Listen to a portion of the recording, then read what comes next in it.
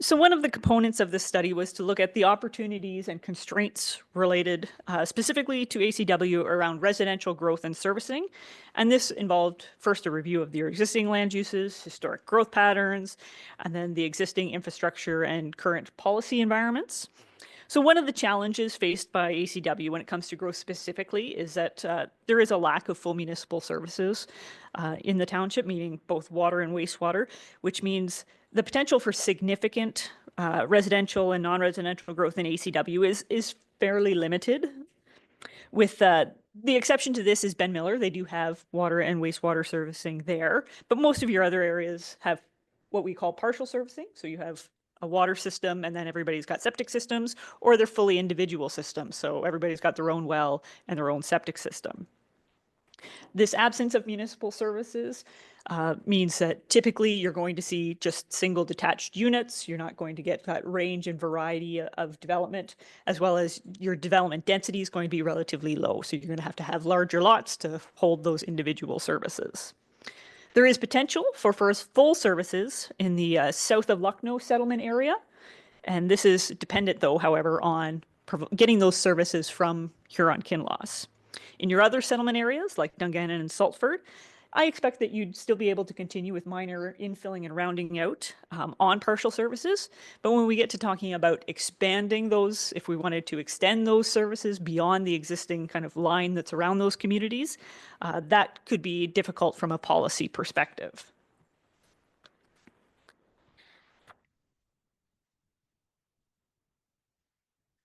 So as part of this study, we did undertake an inventory of vacant lots throughout all the settlement areas. And there is a significant number of vacant lots available. So over 200 throughout all the different settlement areas. And then you have some recent plans of subdivision that will open up some new lots, specifically in Saltford. So we expect that those lots will service kind of future growth in the near term. With that being said, there doesn't really seem to be a pressing need to expand your settlement areas at this time. But we do recommend that you keep an eye on what's moving, what's selling, so that you can get out ahead of, where we need to find some more land. This is, the steps we need to do that. So that's our recommendation when it comes to that, is just looking at keeping an eye on what's available. If that changes significantly, if you start seeing lots fly off the shelf, so to speak, you'll probably want to start thinking about, okay, well, where do we add new lots? A third planning issue is that growth pressure varies significantly through the township, and this is not. Councillor Milberg, please. Yeah, can we just go back to that last slide for a second? You specifically referenced the lots available through the plans of subdivision in Saltford will support growth in short term. Does that mean there's not an ability for long term there as well? Or are you saying if we want to look at long term, we currently don't have anything long term? Is that how I'm interpreting that? Specifically in Saltford, essentially the lands that these two new subdivisions are taking up, that's kind of all you've got in Saltford for growth. And once those get filled up or even halfway filled up, I think that's time when you start looking at, okay, maybe we can add a little piece of land to Saltford. We can do some minor infilling or rounding out. Okay, thank you.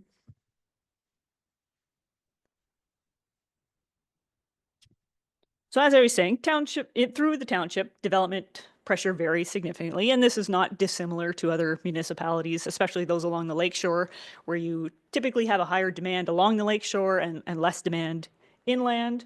So we see, well, we've got all sorts of land available in the inland communities for development, but it's not moving, whereas we've got limited land or limited availability along the lakeshore, and that's where people want, but it's harder to develop.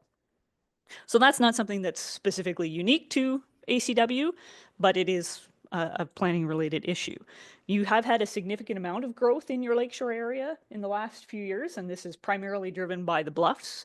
I think if I recall my statistics right, they accounted for something like 68% of your residential building permits over the last 10 years, so a very significant amount of them. So as I was saying, it appears that right now your settlement areas will kind of handle your growth, but moving towards the future, it's likely that Saltford will be that next area that requires some additional lands. And with the changes to the PPS, there's a potential that it will be easier to add lands to that Saltford settlement area than it has been in the past.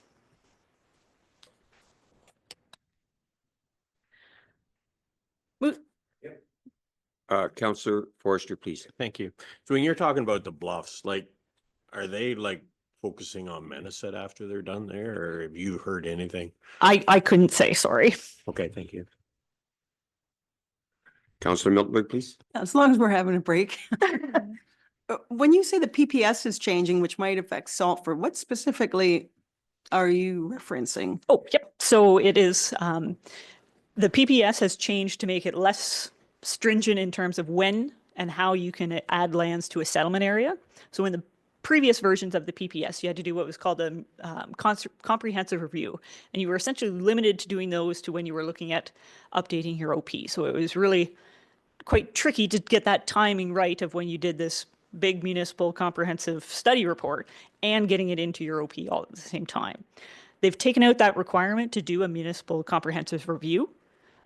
You still have to demonstrate need and kind of check off some boxes that, you know, you're not using prime agricultural land that you can't avoid, and there's a need and you have planned infrastructure, things like that.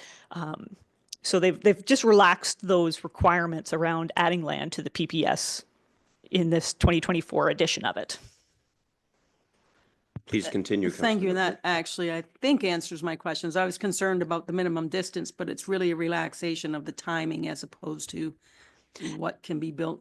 Yeah, and the minimum distance is still a factor that you have to look at Okay. when thank you're you. looking at adding lands to settlement areas. So on to infrastructure.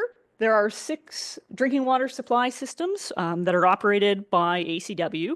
You have 4 that you operate the supply and distribution system, and those are Ben Miller, Century Heights, Dungannon, and Huron Sands. You have 2 distribution-only systems, so you just run the distribution network. The supply is provided by Huron-Kinloss. Those are the Courtney drinking water system. In my brain, that's Amberley Beach, so apologies if you think of it as Courtney and I think of it as Amberley Beach, and south of Lucknow. You have 1 wastewater system, and this is just a collection system. This is the Ben Miller wastewater collection system. The treatment facility for that system is privately owned. So when we're talking about infrastructure and growth, the measure we use to determine how much room there is for growth in terms of an infrastructure system, whether it's water or wastewater, is the reserve capacity. So the reserve capacity is also often thought about in terms of equivalent residential units, and an equivalent residential unit, or ERU, is the flow that's either consumed in terms of water or discharged in terms of wastewater by an average single detached home.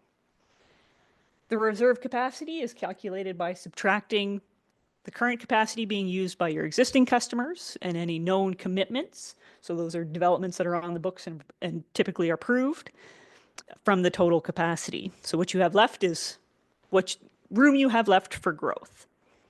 So we have calculated the reserve capacity for the 4 systems that you operate the supply and distribution systems for. So this table summarizes the total capacity, the existing capacity, what the average flow per ERU is, as well as what your reserve capacity is in terms of equivalent residential houses. If it helps to think about equivalent residential units in terms of a single detached house, that's a good way to think of it, because that's how I think of it. One thing I want to point out is that the average flows per ERU in Ben Miller and Century Heights are on the high side. They're higher than what we would typically see in kind of similar communities. Even if you just look at Dungannon and the difference between Dungannon and Huron Sands to those other 2, you can see they're getting a little up there. So that's something we've kind of flagged in this report as something the township can look into, whether that's high consumption or whether that's a leak. Those are kind of usually the 2 things that drive those higher average flows. So in terms of what you have for reserve capacity, in Century Heights, about 103 units, Dungannon over 200, and in Huron Sands over 200, so there's no pressing need that we see for expansions. In Ben Miller, your ERUs are quite a bit lower, so your reserve capacity right now is 16. If you're able to bring that flow per unit down. So if you find the leak or make people not water their lawns quite so much, whatever is going on, your reserve capacity will increase. So if you cut that in half, you basically will have 30 units of reserve capacity rather than 16. Yes, Councillor Miltenberg, please. Yeah, it's a fairly specific question, actually. As you know, our rates have gone up fairly dramatically in the last 10 years, and we've been asked more than once if we could do a metering system, and it's doesn't save anyone money by the cost of it. But it looks like how did you get the number, their average use per day, the flow or the ERU, or you were getting that number from somewhere, Yeah, right? so it comes out of the flow meters from Veolia. So we get that data coming. There's meters in the system. So it's for the entire users of that area, Yeah, not for it's an average specifically each over one. Okay, thank you. the system.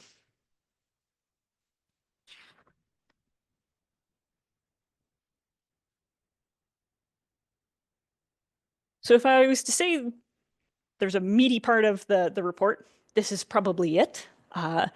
So when we get into looking at the opportunities and constraints related to water and wastewater infrastructure and servicing for future growth, this takes up kind of the most part in my brain as well as I think the report. I've broken it down into the different areas based on the existing services that they have, because that kind of lends itself to what you would look at going forward based on what you've already got. So I'll go through the water servicing options first for each area, and then we'll get into the wastewater servicing sections. And then at the very end, last but not least, certainly is septage treatment.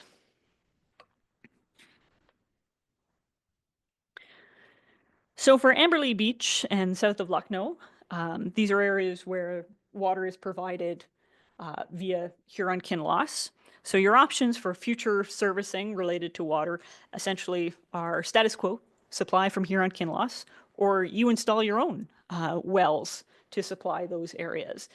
So on each of these slides, you'll see a table that's kind of summarizes the pros and cons of each option. Both options are in keeping with the policies of the PPS and your official plan. But if you want to implement option number 2, so take over the supply for those areas, you're looking at completing EAs as well as hydrogeological studies. You're going to create new source water protection areas. And not that this is necessarily a bad thing, but it's just, it will impact the people who live in those areas because there are specific policies related to what you can do within wellhead areas. You will bear the costs of all those studies, and as well as operating the supply and treatment facilities. You're likely going to have to require land if you want to go down that road, because you're going to have to put those wells somewhere. And there is probably a loss of economy of scale here because you're looking at a relatively small customer base in those areas. Councillor Snowland, please. Going back to the other slide and how it relates to what this slide is, you talked about the ERUs capacity. So I don't know that you had Amberley Beach and Huron Sands in that ERU. No. So wouldn't we need to know that if we were going to consider operating a new supply well? Yeah. So right now, we didn't include the systems that you don't supply in the reserve capacity analysis because you don't have control over what that supply is, how much is getting. We know how many customers you have in those areas, but that's kind of it. Please continue, Councillor But do we Snowland. have access to that information and from Huron-Kinloss? Yep, we Yeah. could get it. Yep. Yeah. Okay, I'm not suggesting that we look at that or go down that road, but I think that's a bit of it might have an impact on just the way we think about all this Absolutely. information. Absolutely. And so one of the points about option number 1, sticking with supply from Huron-Kinloss, is that you have to think about how much growth you want to ask from them if you want to grow in those areas, because it helps them know. They have to know how much water they need to supply, and they have their own growth and supply matters to think about. So it's really about working together to identify, okay, we would like this much. Can you supply that? And, if that involves an expansion on their end, there will likely be costs that would be attributed to ACW that you would be expected to pay for your share of that expansion if it was required. So these are all things that have to be kind of thought about. The way to kind of formalize that is through a servicing agreement. And through a servicing agreement, you would establish, this is how much supply is allocated to ACW from Huron-Kinloss. If we need to do an expansion to the supply systems in Huron-Kinloss, this is how all the parties would contribute to those costs, how maintenance and operation costs would be shared or split. The price of water, that's something you'd want to establish. If development doesn't occur, is there a mechanism to, give that or sell that capacity back to Huron-Kinloss or reallocate it? And then when and how any changes to an agreement would be made would also be something that would be looked at through an agreement. Perfect. Thank you. Councillor Snowden, I please. guess question to staff then, Mark, would we have that all in our agreement with them, with all those questions that Lisa's posed? CAO, please. Our agreements are just to purchase water for those two areas. They're not, the agreements don't talk about expansions because we haven't requested an expansion yet. So that's something, if and when that time ever comes, we would enter into a similar agreement like Lisa referred to. But Okay, in a term- follow-up, please. Yeah, in terms of, what about capacity though? Because Lisa did mention something about if we have this amount of capacity that we're assigned to, we don't need it. Is there a way to, for lack of a better word, sell it back, I guess is what your words were. Yep. But I just don't recall. I know you would have more knowledge about this, the servicing agreement with HK on that. Thank you. Mark, please. I do not recall that we paid for the capital costs. I think they're just selling us water. So we don't even have that kind of arrangement to begin with, that we had to put a large amount in for the infrastructure because they're just selling us the water for X amount of dollars. So. Okay. You okay with that? Perfect. Thank you. So in Port Albert, right now, it's individual wells or some shared wells, as well as individual private septic systems. You've already done a servicing master plan in Port Albert, and that identified that individual private and communal wells are the preferred water servicing strategy, and I don't disagree with that. In Dungannon, Huron Sands, Ben Miller, and Saltford, existing lots that are developed would be considered minor infilling and rounding out and should be serviced by the existing drinking water systems. If we were talking about expanding the drinking water system outside those lines that are around the community, that's something that is not currently permitted under the PPS. They don't want to see partial services extended into rural areas. And then you can see here's our recommendation just about Ben Miller and Century Heights, where we saw those high flows per customer. Just a recommendation to kind of keep an eye on that and look into whether that's people using a lot of water or if it's a leak somewhere in the system. For Auburn, St. Helen, and the Hamlets, generally implementing a water system is going to be very cost prohibitive. The lots are all of a sufficient size to support existing individual wells, and given that there's not a lot of growth pressure on these communities, we're not seeing a need to change the servicing standard that's there, which is individual wells. Deputy Mayor Vanstone, please. Yes, thank you. And for the excess in the use of water, I happen to know those two subdivisions very well, and there's pools and automatic waters on a lot of lawns. So I'm assuming that's probably what's eating it all up. And I know in London, because I have family down there, that there is a charge for pools. So can we do that? And that might not be appropriate to this message, but can we charge extra, like on say a pool? I know down there they pay $50 to $100 for if they have a pool. To fill in a pool. Thank you for that. Lisa, please. So through your water rates, you can probably, once you get over an X amount of usage, have an excess charge. I know there are some communities, as you say, London, where if you're filling a pool, like you're going to pay for that bulk water supply. And that's something you can talk about with when you're doing your rates if that's something you want to look at, is when you get kind of penalizing those who are being a little wasteful with their water. Okay, thank you for that. Just to follow up on that, in a city like London, they would have metering. So they would pay for the Yeah. extra water they would use. Yeah. Yeah. Councillor Miltenberg, please. Yeah, thanks. I'm going to go back to something that Councillor Snowblin was talking about.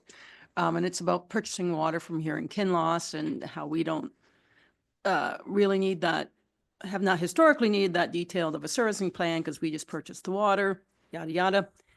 And right now, it doesn't sound like we have any plans to do any long-term infilling or whatever we're calling it.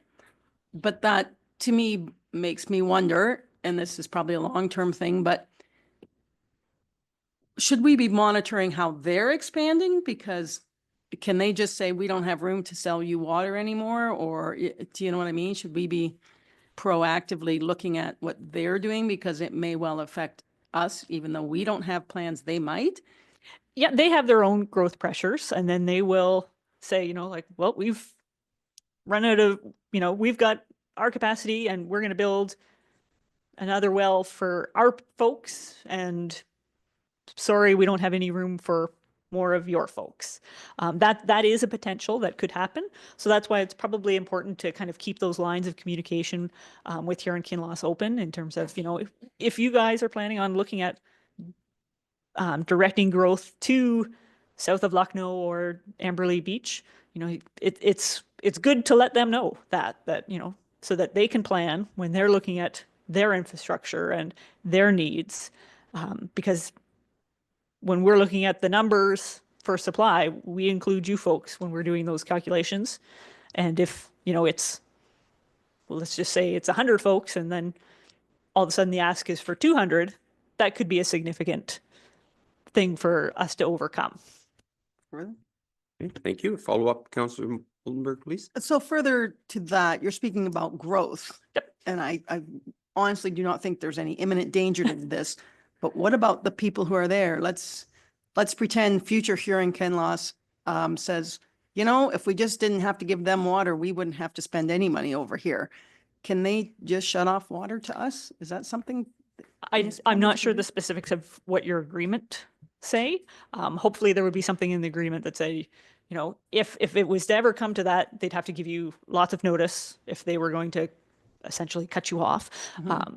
And then you would be in the position where you would probably have to do something immediately. And that might be drilling a well for, we'll just use Amberley Beach as the example, drilling a well for those folks somewhere in that neck of the woods.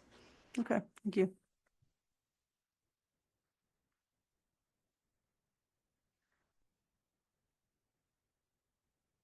Right, so on to the lakeshore. There are 3 potential strategies for servicing the lakeshore area. So these strategies include private individual wells, private communal systems, or a municipal system. And that municipal system, there's 2 options under that, which might be extension of an existing municipal system or a new municipal system itself. For existing lots of record and infill, where you've already got areas where you've got wells and you've got the right hydrogeological conditions, individual wells could certainly support new development along the lakeshore. When we get into talking about plans of subdivision, where we're looking at multi-lots, a private communal service is what is preferred under the PPS, where municipal services are not provided. If a private communal service through something like a land lease community or a plan of condominium was established, the municipality would be required to sign what's called a municipal responsibility agreement, an MRA. And that MRA essentially backstops that water system, so that if the developer went under, wasn't taking care of the system, the municipality is required then to step in, take it over, and run it right. And this has been established through the D guidelines because the ministry really doesn't want to see a bunch of private systems that aren't being maintained. After Walkerton, we can all imagine why. So one thing to keep in mind when we're thinking about communal water is that if you are forced to sign a bunch of these MRAs, you could be on the hook for a bunch of little systems all up and down the lakeshore. And that could be a financial risk to the municipality if you ever had to take them all on. Yep. Please, So- Councillor Forster. Are they under the same stipulations as a municipal, like, well, or Yep, they would have to meet the same standards? standards. Okay, thank you.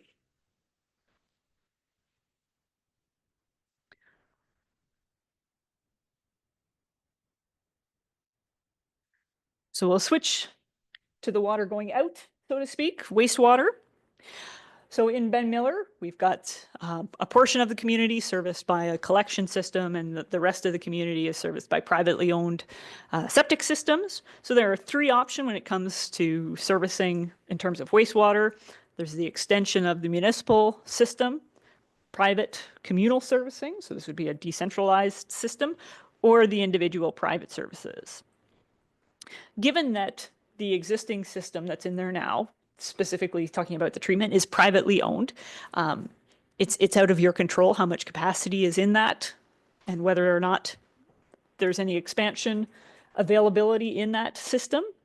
A private communal system could be developed to service a future area, say east of County Road 1.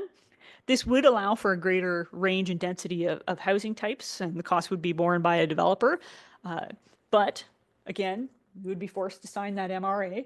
And if something were ever to happen to that system, the developer wasn't taking care of it, went under, whatever it may be, you would have to take on that system. Individual private systems, septic systems, will require larger lots, but you do have fairly large lots in that neck of the woods anyways. But it would essentially limit growth in Ben Miller to kind of what's already there in terms of minor infilling and rounding out. So south of Lucknow, your official plans specifies that development adjacent areas with servicing are required to connect to those services. So that lends itself to connecting to the Huron-Kinloss system. Again, this is dependent on Huron-Kinloss providing you with that service and that capacity. In Port Albert, the servicing master plan already identified that individual septic systems were the preferred servicing option there. And the implementation of your septic inspection program will certainly go a long way in showing that there's ongoing maintenance and monitoring of those systems. In your hamlets and villages that are currently supplied by private individual systems, so I'm thinking of Lahelsh, Belfast, St. Augustine, St. Helens, implementing a communal or municipal system is not likely to be cost effective, just given the small scale of development, and the lots are already sized for septic systems, so it's going to cost you more to drive a line past 5 houses compared to if it was developed for sewers, you might have 10 houses along that same stretch of road. So minor rounding out and infilling is likely supported on individual septic systems in those areas. Along the lakeshore, these tables stretch over the next few slides, so please bear with me. Your servicing options include private individual systems, private communal systems, extensions from municipal systems, and extensions from private systems, because we do have those private systems that are operated at Minnesota and the Bluffs, as well as a new municipal system. The use of private systems is considered suitable generally for your existing lots of record and infill. But if you go with this strategy, you really are limited to only minor infilling and rounding out along the lakeshore. A private communal system, similar to what exists at the Bluffs, could be considered for multi-lot development that's not freehold. The ministry requires any freehold communal systems that the municipality take those over. That's not a negotiation that they are willing to consider. Councillor Miltenberg, please.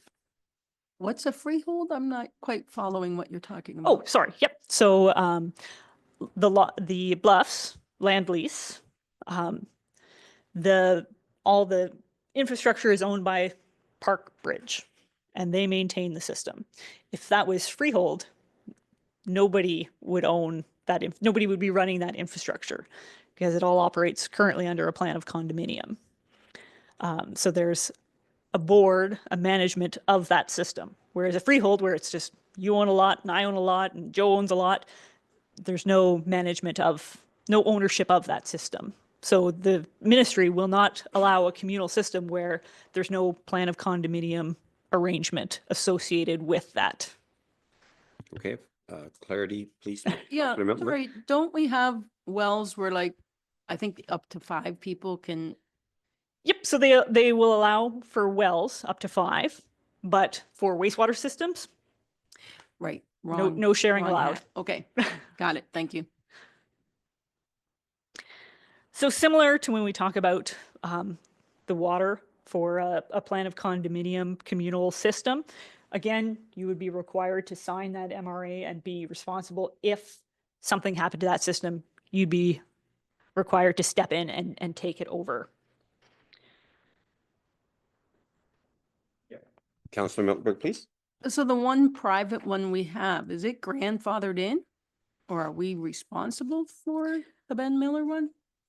So the Ben Miller is a little different because you own the collection system and the inn owns the treatment facility and they run the treatment facility. I'm not sure if there's any specific agreement in place with the inn. I know for the Bluffs, there is a municipal responsibility agreement that has been signed with ACW and the ownership of the Bluffs. Okay, please continue. Could I ask staff to clarify that? Is it grandfathered in? Because do we have a agreement like Lisa is alluding to with the Ben Miller Inn? Okay, thank you for the question. Staff, please. So the Ben Miller in you're speaking with reference to the wastewater? Yes. Yeah. So we participate with them on that, but we have something as a registered on title from the 1980s that says when something goes bad, it'll end up in the municipalities. But the MOE's presently working with them to get a revised one. So it's up to the Ben Miller Inn to work with MOE on that. Okay, we're good. Please continue. So in terms of extending wastewater services from another municipal system, the only candidate in the area is the Goderich system, and that would be extending it to the area just north of the Maitland River. There would be significant costs associated with extending that system. So not only would there be the cost of putting in the infrastructure, but you'd likely have to pay for capacity at the Goderich wastewater treatment plant. It would allow for a greater amount of development in that area, but the existing low density of lots would make it fairly costly to get sewers run up in that neck of the woods. There are 2 privately owned systems that are run along the lakeshore area, those being the systems owned by Menacet and the Bluffs that potentially the township could hook into. The catch is capacity is relatively limited in those facilities, and they've probably kind of want to keep it for themselves. You would need to purchase capacity and you would bear the costs of the capital and operating costs of any collection system that you built around those areas to be serviced. You can also build your own system to support development. And this, in combination with municipal wastewater systems, is the preferred servicing alternative or strategy in the provincial policy statement. But it does have significant capital costs, and it would be a challenge to determine where the best spot for a wastewater treatment plant along the lakeshore would be. It is fragmented naturally by the bluffs and the gullies, as well as the water courses that run down into the lake. It's a significantly long area, which makes it a challenge to service. And it has relatively low density once you get kind of outside of the immediate lakeshore area.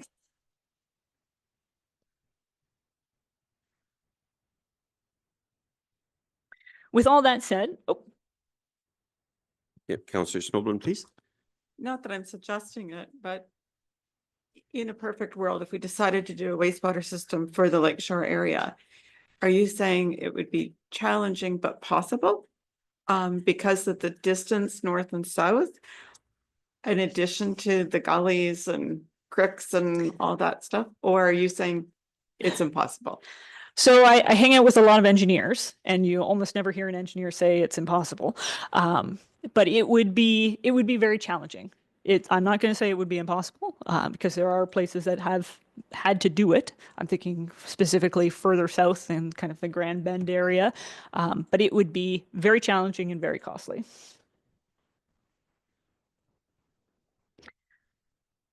So with all that said, it will be challenging to provide municipal wastewater servicing along the lakeshore, just given what we've talked about. Developing, whoops, sorry about that. Any large-scale freehold developments along the lakeshore will be a challenge, as the provincial policy statement does require the municipality to operate a system, whether that's a municipal system or a communal decentralized system. If there are non-freehold developments proposed, so things like under a plan of condominium or a land lease, the township could sign an MRA to allow operation of a communal system. But again, the concern is you don't want a bunch of these systems kind of dotted up and down the lakeshore that if the developers walk away from, all of a sudden you're on the hook for operating and managing those systems. So it makes sense to kind of consider and think about where you would potentially consider a communal system and where you wouldn't.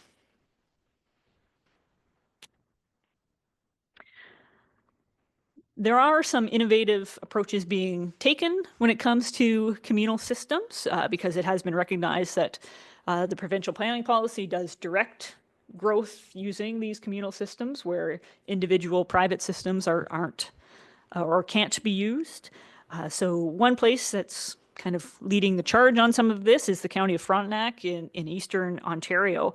And they've actually established a municipal services corporation that will manage a series of small communal wastewater systems throughout the county on behalf of some of their member municipalities.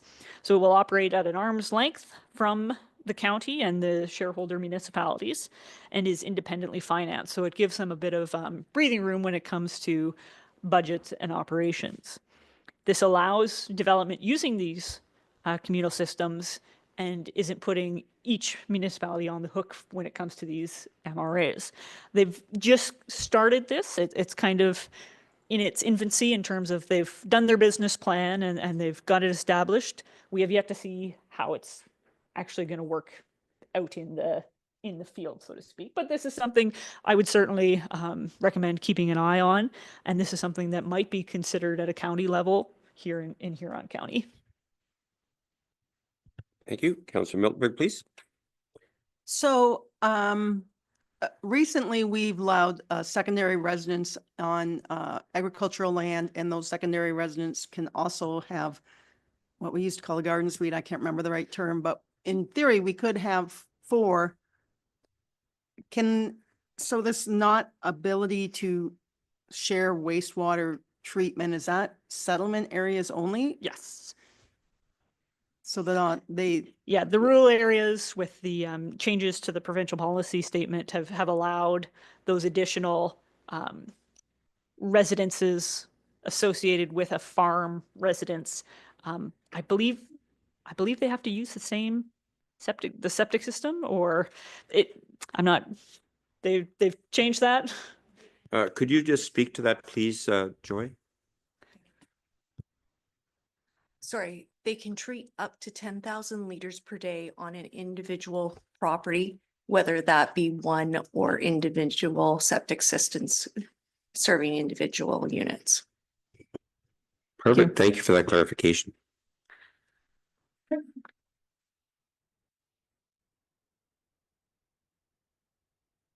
Okay, could I just ask our clerk for a comment at this time, please? So council's probably not aware, we are having some audio issues with the live stream happening right now. So the members of the public aren't able to hear what's going on live. So you may hear about this. It is being recorded through Zoom. So that was when you heard being recorded earlier. So we're doing our best to make sure that this meeting is being recorded and available at some point. However, live streaming policy does apply. So, we're obviously continuing on and what's happening at this meeting with quorum of council does take priority. So, just, even from an administrative perspective, just to drive on with the meeting. Okay, thank you. Thank you for that, clerk. All right, so what does all that mean for wastewater servicing along the lake shore? For your existing lots of record, provided that they are appropriately sized, it's likely that they can continue to be serviced utilizing individual private systems or septic systems. But when we're talking about multi-lot proposals, plans of subdivision, plans of condominium that might come forward, that's likely getting beyond what we would consider infill and rounding out. And in those cases, private servicing is probably not appropriate and not likely permitted under the PPS. So this will likely limit large-scale future development within the lakeshore area. So lastly, in terms of wastewater, but certainly not least, is septage treatment. So when I say septage, I am referring to the material that is pumped from septic systems, holding tanks, and portable toilets.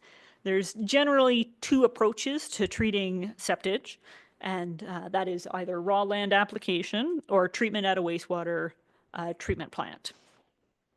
One of the tests, so to speak, under the PPS when considering lot creation is that there is sufficient capacity to treat the septage that is created from those new lots.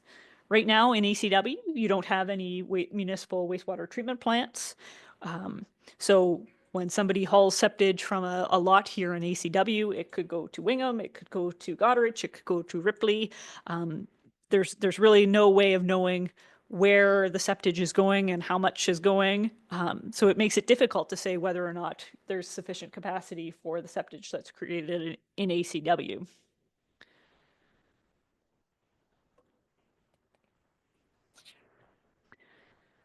This is not a new issue. This is something that has been kind of bubbling under the surface. I like to get my jokes in when I can. For a number of years. In 2002, the county actually undertook a septage treatment and disposal study for the entire county, recognizing that this is something that many municipalities have to deal with. So they looked at septage quantities across the county as well as options for treatment. And they looked at 3 options. So one would be transporting the septage to 5 different treatment facilities kind of dotted throughout the county, taking all the septage to the Goderich wastewater treatment plant, or taking all the septage to either the Wingham and Exeter wastewater treatment plant. And that was actually determined to be the preferred solution through their technical analysis they had done.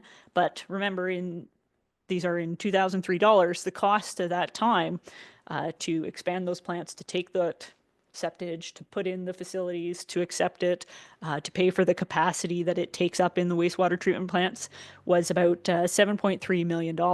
So that was a fairly big chunk of change at the time, as well as they were looking at about $900,000 per year in operating and financing costs. They also did an analysis of what that would do to tipping fees. So the cost for the pumper to come and unload at those facilities, and it put the cost up to about $64 per cubic meter, which is quite an increase from what it was at that time. So with that said, the preferred solution was not implemented from that study, and it has sat on the shelf. So how do we address septage in ACW? There are kind of 4 ways that we could possibly look at addressing treatment capacity related to septage, and each slide I'm going to go through is one of the options. So the first is utilizing existing wastewater treatment plants for septage treatment. This is basically what happens right now. So your private haulers come and they haul it to their preferred wastewater treatment facility, or whichever one is open sometimes and accepting. It makes use of existing facilities. Haulers can choose where they go. Depending on their routes, it might make more sense for them to go to Goderich than it would to Ripley or to Wingham. You have no control over the fees, and without guaranteed capacity, it is difficult to say we have treatment capacity. To guarantee treatment capacity, this is something that you might want to consider is establishing an agreement with a neighboring wastewater treatment plant to say, okay, we have 10 cubic meters per day allocated to us for septage, and that you would pay for that capacity in that plant. And that would allow you to say, yes, we have treatment capacity and we can take this many units to that wastewater treatment plant per day, per month, per year, whatever the agreement says. And this would probably allow you to continue to develop lots. Okay, thank you. Councillor Hickey, please. Thank you. Question on this one. Do you have any knowledge or already feel that that we're at capacity with this option to haul to other facilities? I know the town of Goderich will not accept from outside the town of Goderich. I know in North Huron, the treatment plant in Wingham, they will do Wingham. They won't even take from rural North Huron. So don't even ask for ACW. That's the same in Central Huron. Clinton has a facility. They will not take from rural Central Huron. So we have no chance at all for that. We had been going to Ripley. Now they have opened that up to 1 load per day, to my knowledge, from outside Huron-Kinloss. So you better get on the phone in the morning in a hurry if you think you're going to get in there, because you're competing with everybody else. And the tipping fee at Huron-Kinloss, it has been $10 a cubic meter. It's going up to 40 January 1st, which is, when you look at other options, it's cheap. I know Kincardine, outside the rural or outside the municipality of Kincardine, their tipping fee is $96. Excuse me, $96 a cubic meter from outside the municipality. So using existing treatment plants around, do you see, sorry, do you see us at capacity at this option already? It is getting more challenging as a lot of the treatment facilities are getting towards that, they're getting essentially full up in terms of their own capacity, and they're pretty cautious about, well, how much do we save for everybody else and how much do we need for our own growth? And that's something that's across Ontario. It's not just a kind of Huron County problem. I know, we did some work in Erin and they were hauling to Listowel, which is a long ways from Erin, and Collingwood. And so people have been having to go further afield to get capacity in treatment plants. With some of the expansions that are happening in Hensel and Bayfield, there's probably an opportunity for more septage once those expansions happen.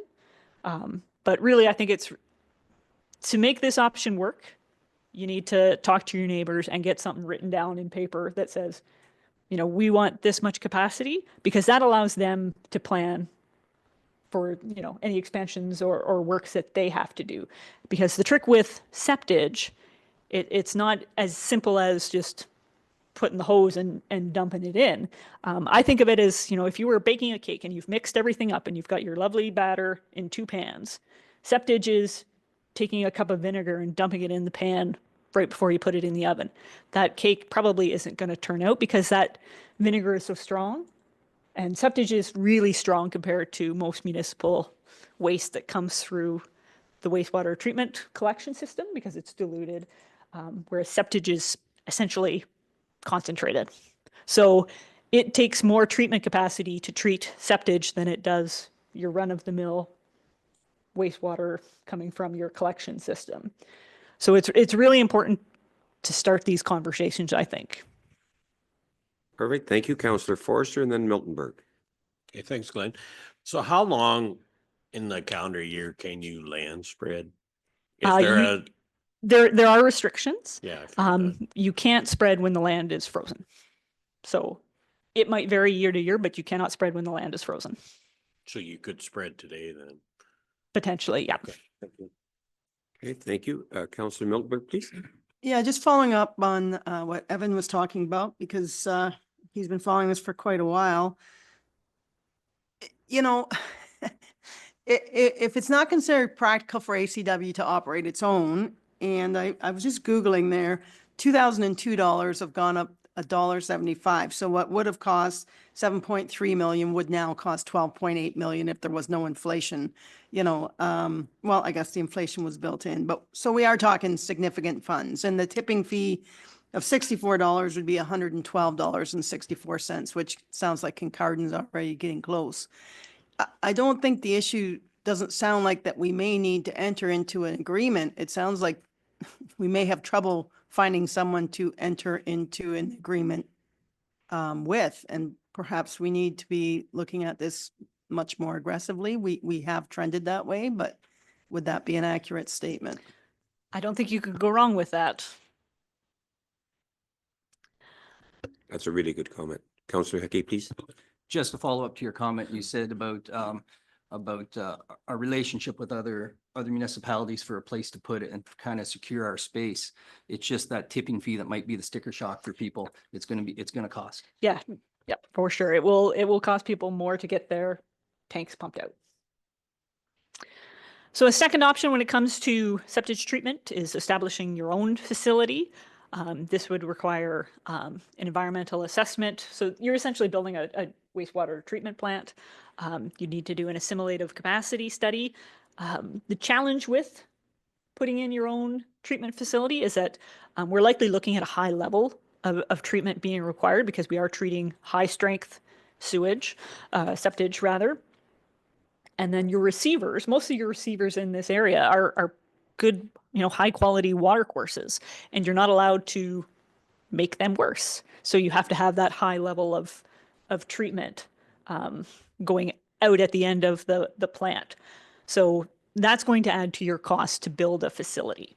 Siting might also be a challenge because septage is smelly stuff, and you have to keep it away from sensitive receptors. So residences, certainly any schools or anything like that, you wouldn't want it to be very, very near to.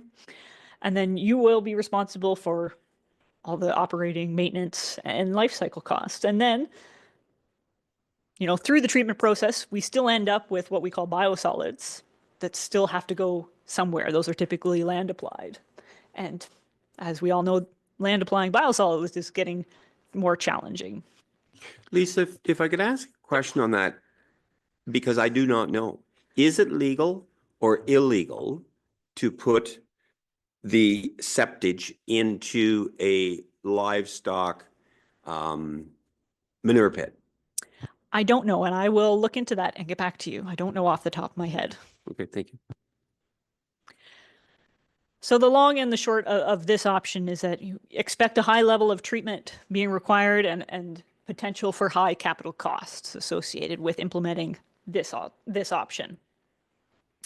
Landfilling is something that has been thrown around as a way to deal with septage. You do have a landfill, but landfill space should be considered at a premium because landfills are exceptionally hard to expand and very, very costly to put in a new one. So we really wouldn't recommend filling up your landfill with things that you don't need to landfill specifically, like septage. So we don't consider this alternative for ACW really very practical or feasible. Land application is the last option, and there is currently land application utilized in ACW. We know of 3 sites where they apply septage. This is done privately, so somebody owns a piece of land. Typically pumpers will own a piece of land. They will get the ECA, the environmental compliance approval required to spread. You cannot spread raw septage without having an ECA. That ECA sets out the requirements for how much gets spread on that land, when it gets spread, the rate at which it is spread. You have to notify them of any sensitive features in the vicinity of that field. The ECA will also specify what is grown in that field. Typically, they just want to see hay grown in fields where septage is spread. The Ministry of Environment, Conservation and Parks is responsible for enforcement of those conditions. And the benefit of this is that there is no cost to you, the municipality, for this method of treatment. Now, we are limited. As I said earlier, we can only spread when the ground's not frozen, so it's not a year-round solution. Approvals can take a long time, and for some haulers, it's a bit too daunting to take on that challenge of getting that ECA, as well as even just acquiring land is quite expensive these days. So there are some options that you could consider to help with the land application side of things. This might be financial incentives to encourage haulers to apply or to have access to approved lands, assistance with ECAs, and then ensuring lands that are actually utilized for septage application are buffered from sensitive uses. And this might look like making sure that there aren't surplus farm residences severed kind of within the vicinity, because that's typically where we see the conflicts when we have septage application is somebody's not used to that smell, so to speak. So in terms of recommendations for septage treatment, we feel that utilizing treatment capacity at an existing wastewater treatment plant is probably the most cost-effective and timely method that you can do for addressing septage treatment. You can take a more active role in establishing these agreements to ensure you have capacity allocated to you. And then there's still the option of land application, which can continue, and you can support local haulers in those efforts. So go ahead. Councillor Hickey, please. Just a quick question while we were still on that topic, and this might be for staff. Is there a report coming on this issue, or is that something that should be brought up in new business today so we can keep talking about it, please? Thank you for that. CAO, please. Joy's all over it. We planned on doing this report sometime. We were waiting for this one to be presented to council first, so staff's going to work on bringing it forward to a future council meeting. Okay, let's process this one first. Yep. Okay, please and thank you. Please continue. So these next few slides summarize the recommendations that we've included in the master plan report. It's chapter 10, if I've got my numbers right, the very last section of the report. And as I said before, I want to point out there's no immediate pressing issues, like nothing we have to deal with tomorrow. This is a lot of these recommendations are things that you can start mulling and thinking about and planning for over the next, 5, 10, 20 years even. So one of the recommendations is, of course, looking into those high customer usages in Ben Miller and Saltford, Century Heights for the water. So whether that's usage or a leak somewhere, that's something to sort out probably over the next couple of years. If the township wishes to pursue future growth in specifically Amberley Beach or the south of Lucknow settlement area, it's worth considering a servicing agreement with Huron-Kinloss to establish what water and wastewater capacity could be allocated to those areas. That allows you to plan and it allows them to plan as well. Within your existing settlement areas of Dungannon, Ben Miller, and Saltford, there's an opportunity for infilling and rounding out, and we feel this can proceed on the basis of the partial services that are already there. However, expansion of the partial services outside of those existing areas is not permitted under the PPS. For infill lakes along the lakeshore, individual wells could support development, provided this kind of falls within that definition of minor infilling and rounding out. Any larger developments, or we're talking about many lots, communal water servicing in conjunction with communal wastewater servicing should be the preferred form of servicing.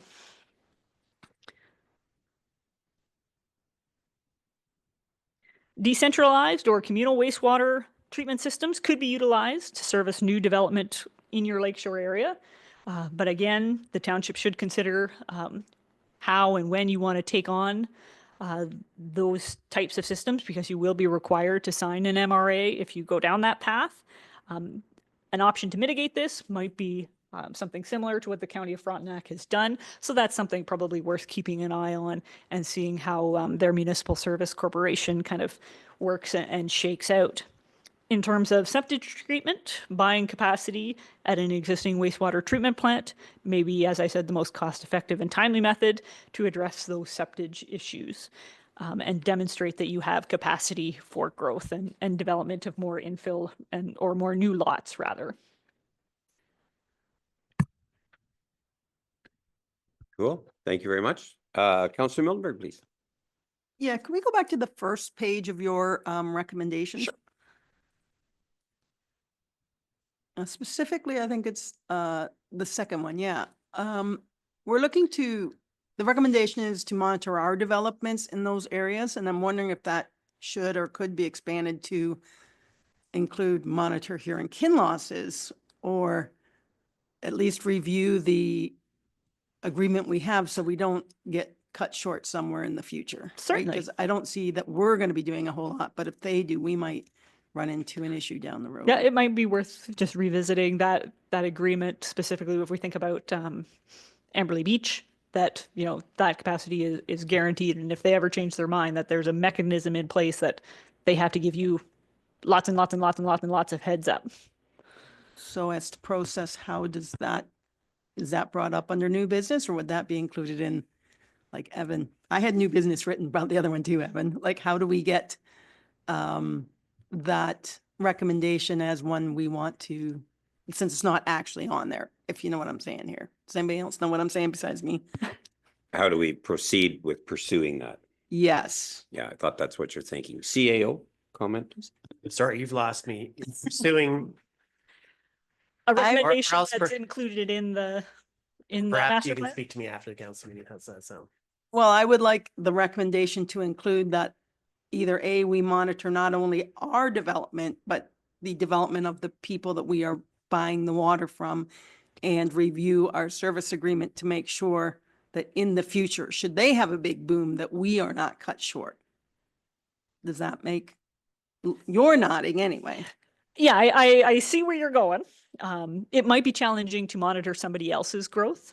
So Because maybe they just might just review say the like, agreement. yeah, I think that would be That would be probably a good sufficient. recommendation. Okay. Okay, Councillor Forrester, then Deputy Mayor, please. Okay, thanks, Lynn. Well, like Lucknow has a brand new system, correct? Or just the water tower? Just the water tower. The system was put in the early 90s, I believe. So like the tower gives them extra capacity, correct? Is that how they work? Or I've noticed the one in Point Clark's an older system. So that probably would be a problem down the road, correct? Well, the capacity comes from the wells themselves. So Okay. what they can produce. All right. Storage is a lovely feature of those systems that gives them, it has more to do with fire supply and emergency supply than it does specific capacity of the system. Okay, thank you. Okay, I would like to go to clerk and then Deputy Mayor, please. Just looking at the summary of recommendations there, I think just for the sake of, without having to bring it back, I believe it's inherent in what's there. So monitor developments of the availability of purchased lots in the future. And then the last recommendation on the slide says the township should consider a servicing agreement with Huron Kinloss for assured capacity for the Courtney and South Lucknow drinking water systems. So, you know, it seems to be already there that, you know, we have to kind of flag that we don't have to make sure that we have assured capacity moving forward. Perfect. Okay, Deputy Mayor, please. Further questions or comments on Lisa's presentation? If not, thank you very much, Lisa. That was very, very fulsome. There was a lot of meat in it and it touched a lot of areas that are very, very important to ACW, not only presently, however, going forward in our future. So thank you very much for this. Thank you. And everybody have happy holidays and Merry Christmas. And thanks to staff for all their support as we went through the process of making this report. Absolutely. And on behalf of ACW Council and all of our staff, happy holidays to both yourself and all of your colleagues at BM Ross. We appreciate our relationship. So do we. Perfect. Great. So with that, I'd like to have a break for recess for 5 minutes. However, we just need to pass a bylaw, and that is to consider the adoption of this plan in Section 18. I just look for a show of hands if we're in support of that. And we're in support. Let's have a break and come back at 10:16 a.m., please.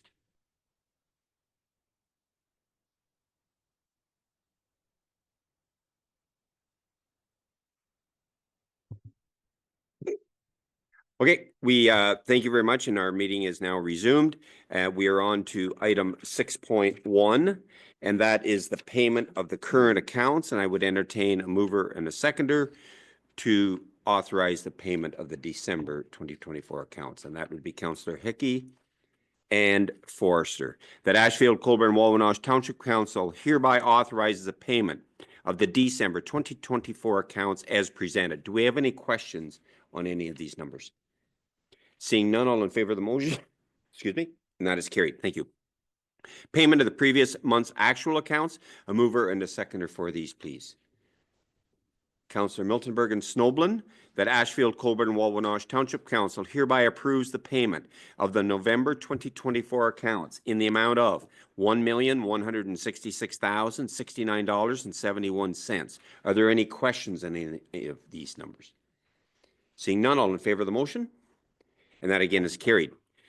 6.3 is the summary revenue / expenditure reports. and a mover and a seconder for these, please. Councillor Hickey and Miltonberg, that Ashfield-Colborne-Wawanosh Township Council adopts the summary revenue / expenditure reports as written for the Township, the Lucknow and District Medical Center, the Lucknow and District Recreation from January to November 2024. Are there any questions on any of these numbers? Seeing none, all in favor of the motion? And that is carried. Thank you. On to the annual indexing of the development charges. That is, a report has been provided by our treasurer, Ellen McManus. It's for information purposes. Follow the CPI. Any questions? And I'll go to Councillor Snowblin, please. Thank you, Mr. Mayor. I guess to staff, Ellen, maybe. I'm judging by the first page of your report that this isn't a mandatory or expected. It's optional. Is that right, to increase it?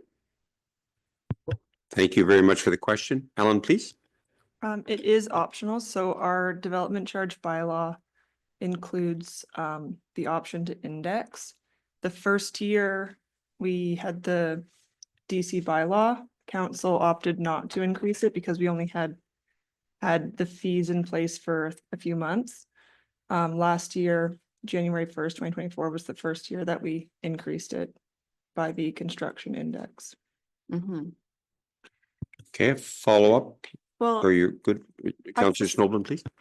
I wonder what your opinion would be if we delayed increasing the fees for the upcoming year, at least for another year, in light of the economic situation. And not just in our county or municipality, but I'm thinking more globally in terms of what's happening between the potential for economic hardships given the president-elect in United States and the potential impact it could have not just on our local economy, but our national economy. Okay, thank you for that. Now, we do only have jurisdiction over ACW. Yeah. I do understand that, Mr. Mayor. Alan, please. We can't control over what happens south of us.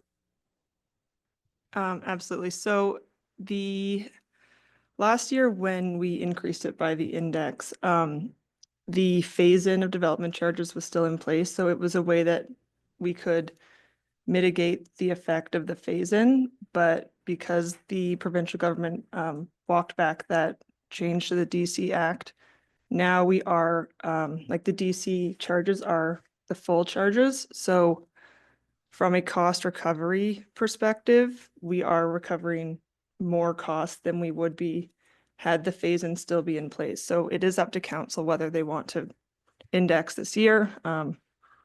My recommendation is it's really up to council. I don't think it's financially we're not losing it as much as we were last year. So Okay, thank you for that. Councillor Miltonberg, please. First of all, let me say that I heartily endorse the sentiment behind Councillor Snowblin's. I do face the next 4 years with some trepidation. And that's where I'm coming from. It's not this year. I think it's going to be 4 years based on whoever's name we shall not ever mention. So having said that, the issue I have with not indexing it is we haven't, the development charge was based on 2 years ago. And then the first year we didn't index it because we only had a partial year. And then the second year, the provincial government backed the fees lower. So we're already starting, to my mind, at a number that hasn't been indexed for 2 years. So when the treasurer says we aren't losing as much as we were, that's not the same as making development pay for development. And I don't necessarily see an improvement in the prospects. I don't think 1 year would cut it. And I think that the development needs to pay for the development, and they've had 2 years of not being indexed. And for that reason, I would support a applying the index. Thank you. Yeah, thank you for that. And we've heard it loud and clear. Development should pay for development. Councillor Snowden, please, and then our CAO. I guess where I'd like to explain where I'm coming from. So interest rates have dropped, which is a good thing for people that are remortgaging or renewing their mortgages and so on. And that all helps to promote growth. But given the potential for some a fair amount of economic hardship, not just within our municipality, but broader into our region in Ontario, our province. I think we really should give some consideration to how we see growth happening in this area with the development charges, because anybody that might think about building in that area are going to appreciate the lower interest charges or interest costs, but if it's offset by an increase in the development charges through timing, it might make somebody consider building that dwelling somewhere else and not in that area, and possibly not in ACW. So I think it might be wise on council's part to think about how we want that growth to occur and to entice people. I guess I come from my marketing background. How are we going to market this is my point, I guess. Okay, thank you for that. CAO and then Deputy Mayor, please. So just for clarification, I'm looking to Treasurer Ellen. The policy states that we would index every year. Is that a fair statement? Thank you. Treasurer, please. Yeah, that's correct. So further to that, I just want, and I'm saying this out loud so all of us can hear this, and Ellen can correct me if I'm wrong, but the development charges are things that we need to purchase or build because of future development or people moving into our communities. That's creating a more us relying on different resources like a new fire truck or a larger water system or whatever the case may be. So we've included those things in the development charges bylaw. I think we spelled them all out, and that's how we came up with the numbers we have. And this is where Ellen could correct me if I'm wrong, that those development charges are supposed to pay for development. However, we are not budgeting those amounts in our general budget for these portions of that. Therefore, if we don't keep funding the development charges, we could have a shortfall, and then those dollars that were allocated to that have to come out of the general tax base. Is that a correct statement,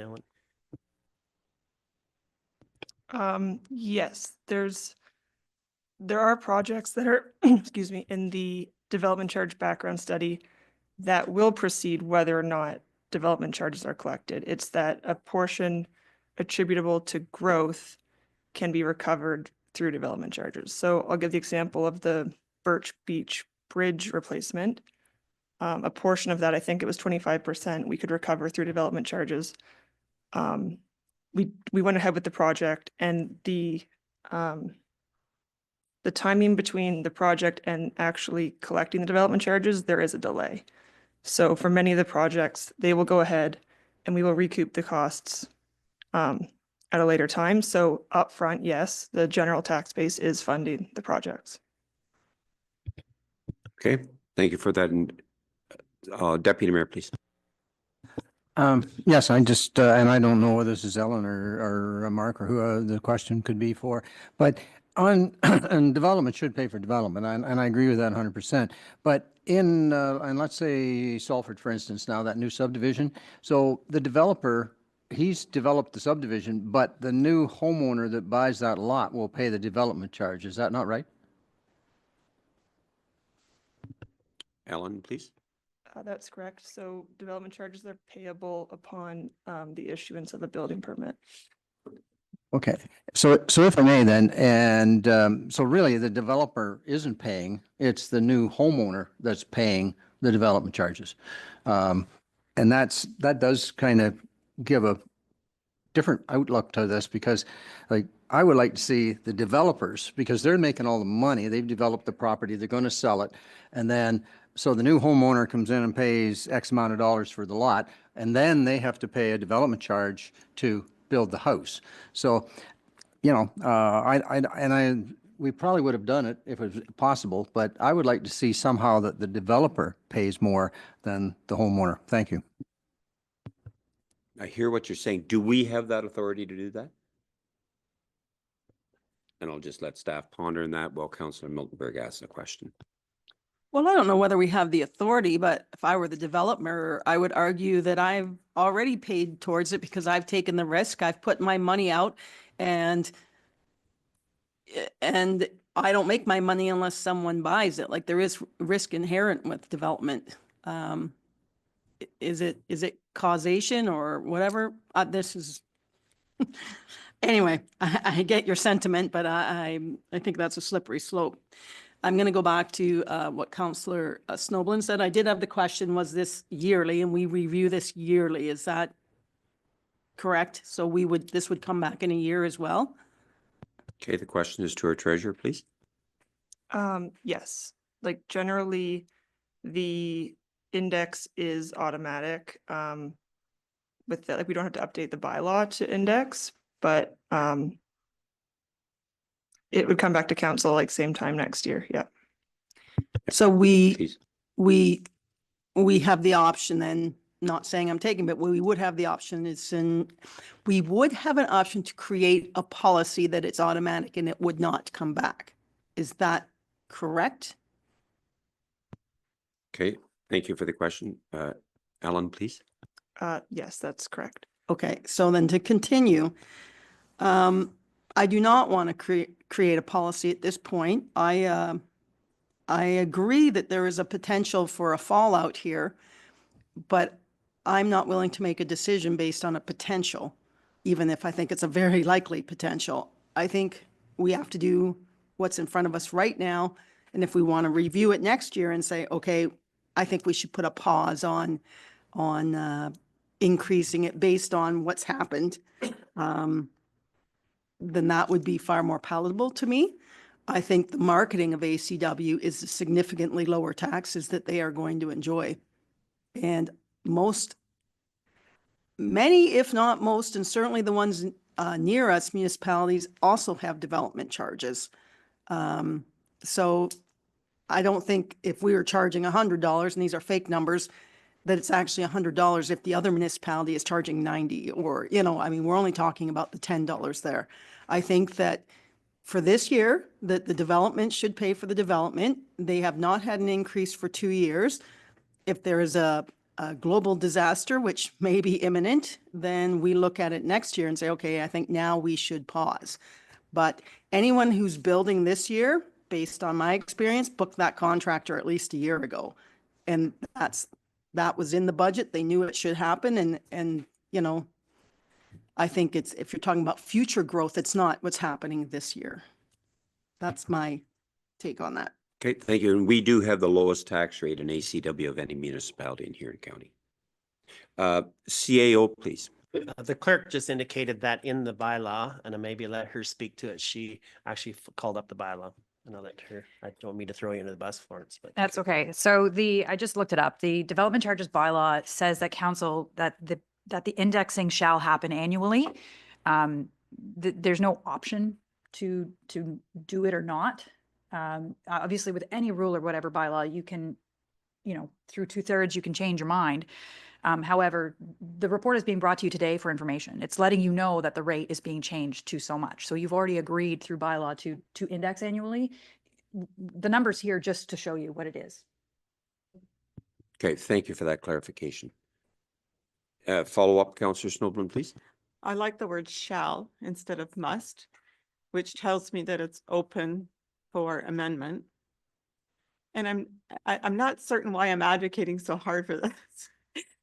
I guess Councillor Miltenberg brings up a couple of options. So the fact that she said that other municipalities do have development charges and they're likely increasing their fees makes me think from a marketing perspective that the reason why you see a gas station right across the road from another gas station is because you get into price wars, and it wouldn't be that far off to say it could be like a price war between our municipality and a neighboring one if somebody was trying to make up their mind. And I do appreciate the fact that we do have the lowest tax rate.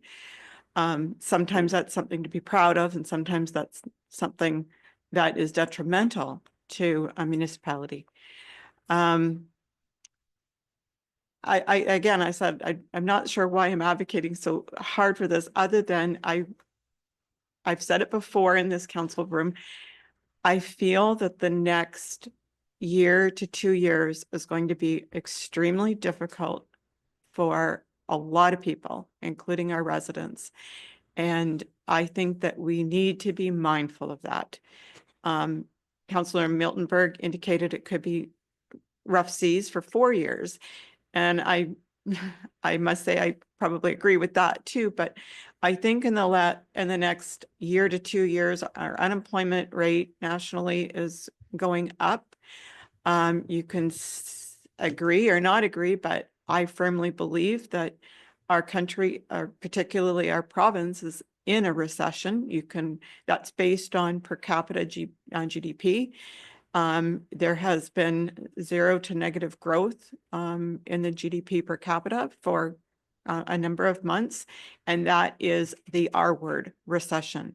And I think that as a council, we are coming up to budget, and I know that we all have our opinions on what that should look like, but where we can, I think we should be mindful of how difficult things could be, at least in the next few years.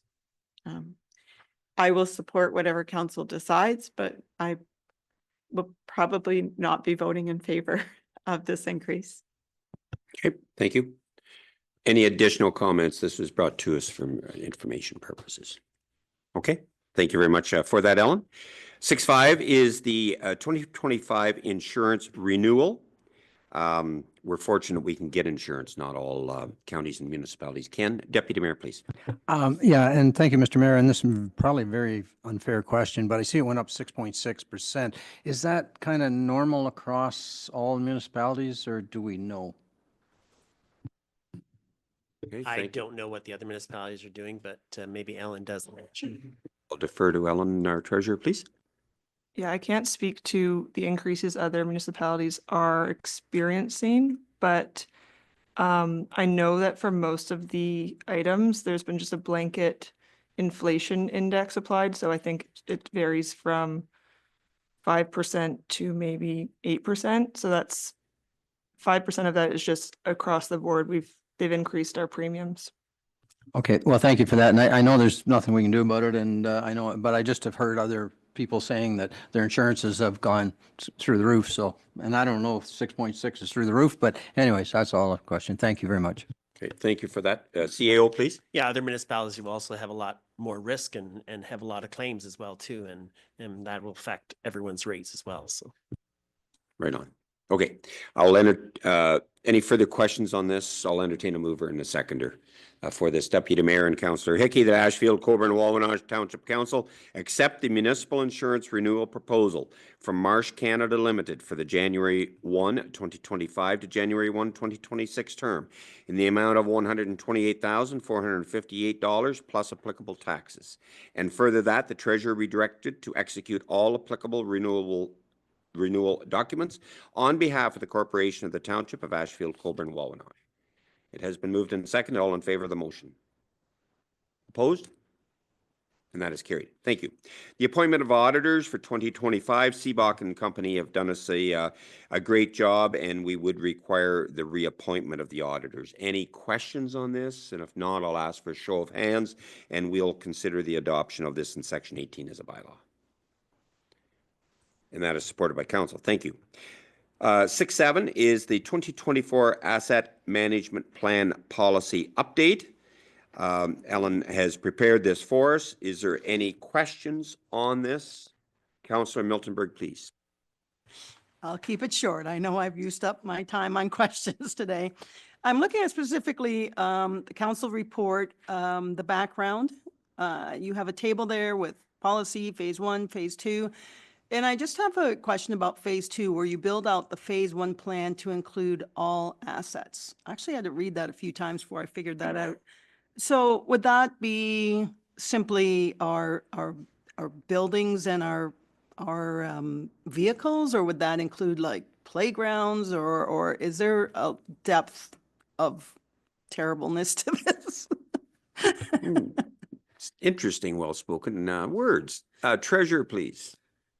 Yes, so our first asset management plan, which I believe was created in 2013 or 14, included just the core infrastructure assets. So that's roads, bridges, water, and stormwater.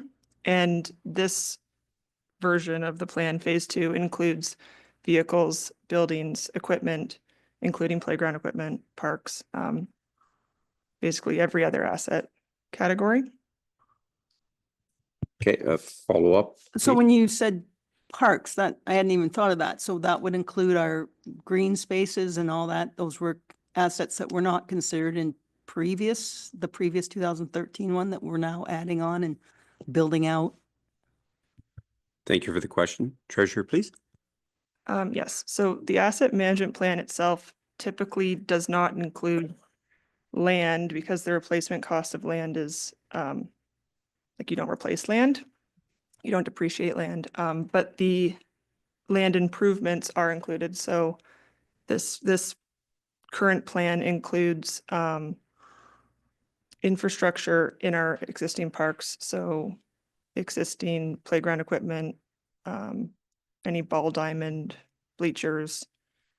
A lot of it was gathered as we did the Parks and Rec strategic plan. We used the inventory from that plan and incorporated it into the asset management plan. Okay. Thank you. Good. Any further questions on this? We have a motion that I would entertain a mover and a seconder for, and that is the fact that the Ashfield-Colborne-Wawanosh Township Council hereby adopt the 2024 Asset Management Plan as prepared by PSD Citywide Inc. A mover and a seconder for this, please. Councillor Hickey moves, Councillor Miltenberg seconds. All in favor of the motion is read, and that is carried. And I would entertain a show of hands for consider amending this in section 18 as a bylaw. And that is supported by council. Thank you. And thanks, Ellen, for that. Under planning, we do have a circulation of the notice of OLT decision hearing, and that is for information of council. Okay. And under building department, we have the chief building officials report, again for information of council. Any questions or comments for Joy on this? And if not, A2 is the Dalton limiting distance agreement. And I would ask for a show of hands for consideration of this in section 18 as a bylaw.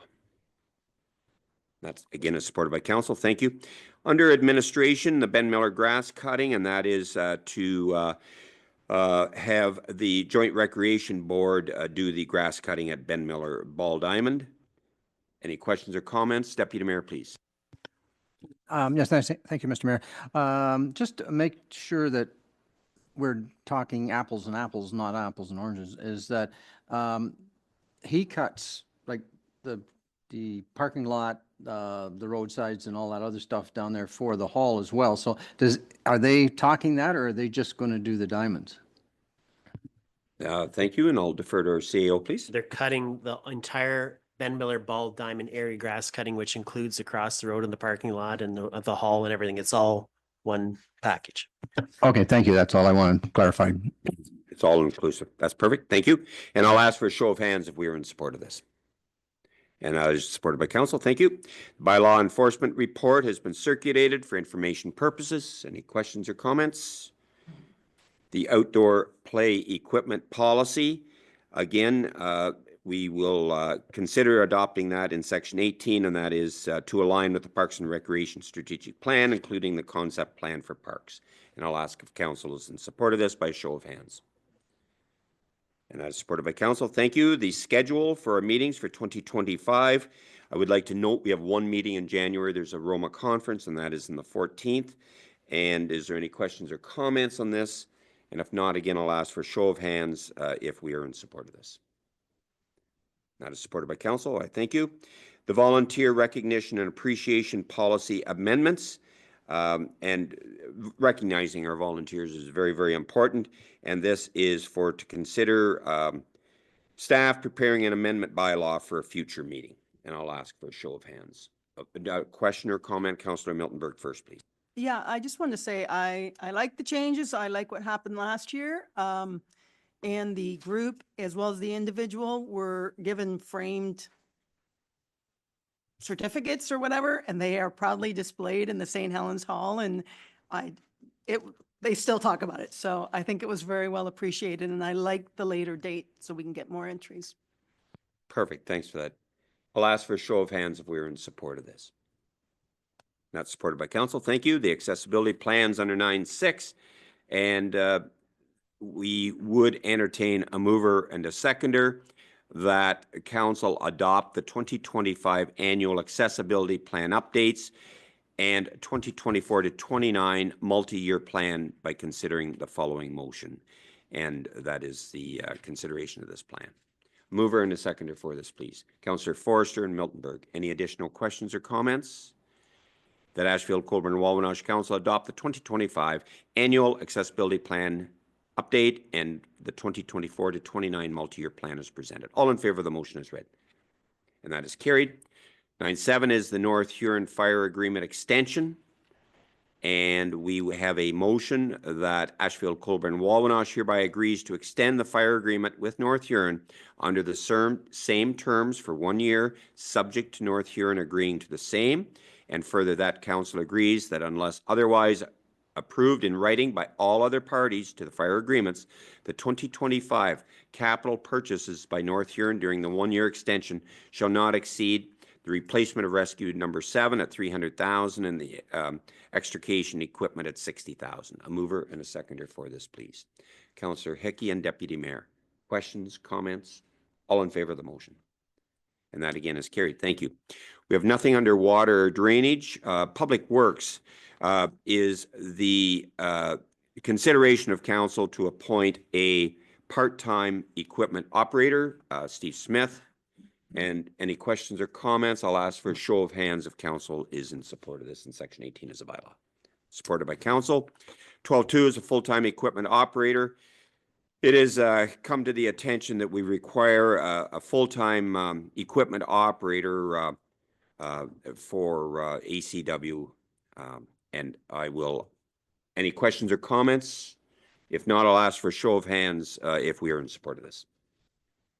And that's supported by council. Thank you very much. Council reports. Does anyone have any council reports? And I'll go first to Councillor Forrester, then Hickey and Deputy Mayor, please.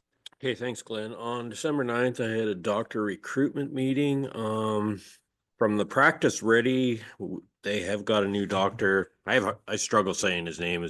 I think it's Dr. Bazuzu or something. This isn't the ideal thing because he won't be licensed until February. So they're actually trying to find stuff for him to do. So they're doing an orphan patient clinic over there. Which is a good thing. It gives them something to do and that way you can get on the list for him to be your full-time doctor. So we're going to have to pay incentives for him, the 25,000 plus moving, and that's about all I have on that. Met the new CAO. Her name is Esther Miller, for the hospital over there, and that's about it for that meeting. And on December 11th, I had a CHIP meeting. So this is the horse and buggy driving guide that we supported. I'm going to leave out the township if everybody. I read it. It makes sense. So, Blue Water is going to allow ATVs on the road, and the ATV app will be coming this spring, and that's about it for that. Okay, thanks. Okay. Thank you for that. Just for clarification, so there was an incentive of 25,000 to attract this physician, is that correct? And he gets that. Yeah, and he'll be licensed in February of 25. Yeah. Thank you. The only thing, the problem with him, like another doctor has to pretty much hold his hand until that time. And it takes up another doctor's time. So until credentialing can happen. Councillor Miltenberg, please. Yeah, a question about that, because I used to be on that committee. That 25,000 is pretty standard. Is there still money left in the kitty for the next doctor, or are we getting low there? So like the townships are supposed to hold like that in reserves for that. I don't, Oh. ours is minimal because we're Right, a Yeah. very small percentage. Okay. small percentage of that, so. Right. It's actually went to 50,000 now, but the foundation's gonna kick in a bigger chunk. They've upped that. But So- that's not gonna affect the township, so. Okay, So the dollars for attracting a physician, where do they actually come from? You alluded to that the foundation contributes a portion of that. the hospital's gonna kick in some too, and then the municipalities is the rest. Okay, thank you. for North that. Huron is the most, so. Sure. Okay, thank More you for that. question for Councillor that. Miltenberg. So back when I was on we were assessed based on the number of our patients that went to the Wingham and District Hospital. And it was a very low number, as I recall. Do they like look at those numbers again every so often, or are we still going based on 2014 numbers? I think they looked at it just a year or two ago and we're still the same. Okay, Thank you for that. Councillor Hickey and then Deputy Mayor, please. Thank you. I'd like to acknowledge a couple community events I attended over the past couple weeks. December, I think it was 7th, was Christmas in the Country, Dungannon. It was nice to see both halls, the Ag Hall and the Senior Center full with vendors and a lot of people. It was a great turnout for the community and it was nice to see. Then this past weekend, there's a trend, I guess, where there's stuff to be eaten. I'm at, it seems. I was at the bake sale in Ben Miller this past weekend as the first fundraiser for the playground project that they're putting on. This morning, I had a text message from Councillor Blake asking me to speak on behalf of the community or of the committee. Just to mention that the holiday bake sale and family fun Christmas day that was held on December 14th at the hall was able to raise $2,132.40, with all proceeds going towards the playground project. And the committee of the hall is appreciative of the support of the people of the community. Thank you.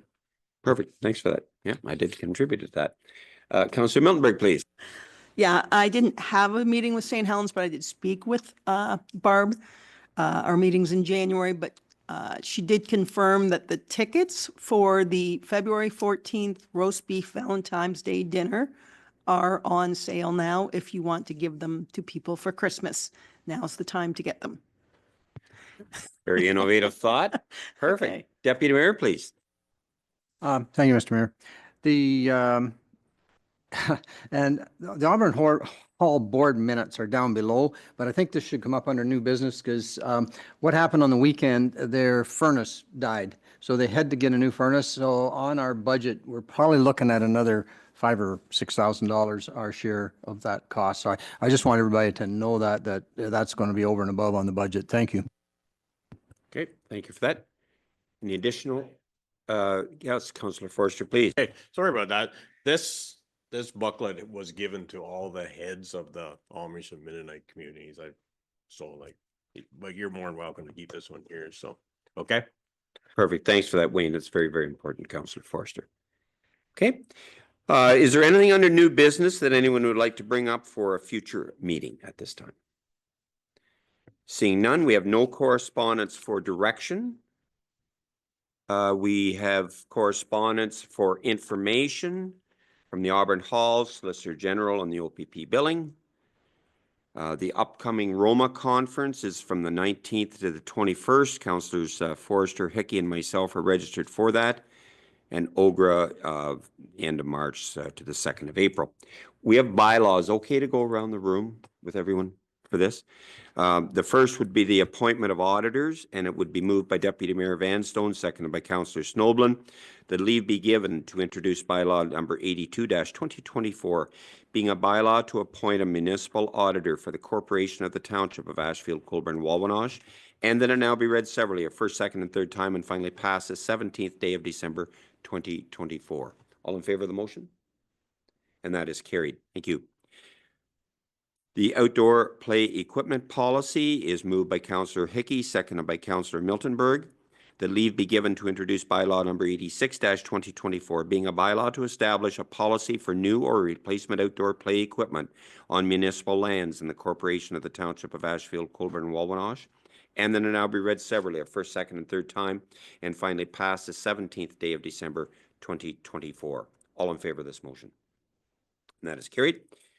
The appointment of the part-time equipment operator / laborer is moved by Councillor Forrester, seconded by Councillor Miltenberg.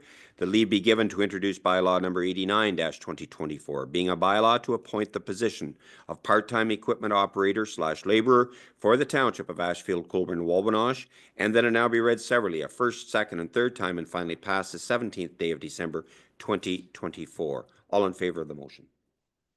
That is carried. On the Dalton Limiting Distance Agreement, it is moved by Deputy Mayor Vanstone, seconded by Councillor Snoblin. The leave be given to introduce bylaw number 90-2024, being a bylaw to authorize the execution of a limiting distance agreement between Raymond Patrick Dalton and Crystal Lynn Dalton, Thomas Howard Barger, and Nancy Elizabeth Warren, and the Township of Ashfield-Colborne-Wawanosh, and then it now be read severally a first, second, and third time, and finally passed the 17th day of December 2024. All in favor of the motion? And that is carried. The Asset Management Policy Update Bylaw is moved by Councillor Hickey, seconded by Councillor Snoblin. The leave be given to introduce bylaw number 91-2024, being a bylaw to update the asset management policy for the corporation of the Township of Ashfield-Colborne-Wawanosh, and then it now be read severally a first, second, and third time, and finally passed the 17th day of December 2024. All in favor of this motion? And that is carried. The Growth and Servicing Master Plan is moved by Deputy Mayor Vanstone, seconded by Councillor Miltenberg. The leave be given to introduce bylaw number 92-2024, being a bylaw to adopt a Growth and Servicing Master Plan for the Township of Ashfield-Colborne-Wawanosh, and then it now be read severally a first, second, and third time, and finally passed the 17th day of December 2024. All in favor of the motion? And that is carried. We do not have a closed session today. The confirmatory bylaw would be moved by Councillor Forrester, seconded by Councillor Miltenberg. The leave be given to introduce bylaw number 93-2024, being a bylaw to confirm the proceedings of the Township of Ashfield-Colborne-Wawanosh Council meeting held on December 17th, 2024, and then it now be read severally a first, second, and third time, and finally passed the 17th day of December 2024. All in favor of this motion? And that is carried. And finally, before adjournment, I would like to extend happy holidays and a Merry Christmas to all members of council, to all of our staff, and to Megan, our planner, and to all of our residents, permanent and part-time in ACW. And with that, the adjournment would be moved by Deputy Mayor Vanstone, seconded by Councillor Snoblin, that Ashfield-Colborne-Wawanosh Township Council does now adjourn to meet again the 14th day of January 2025 at 9 a.m. or at the call of the mayor. All in favor of this motion? And that is carried. Happy holidays to all.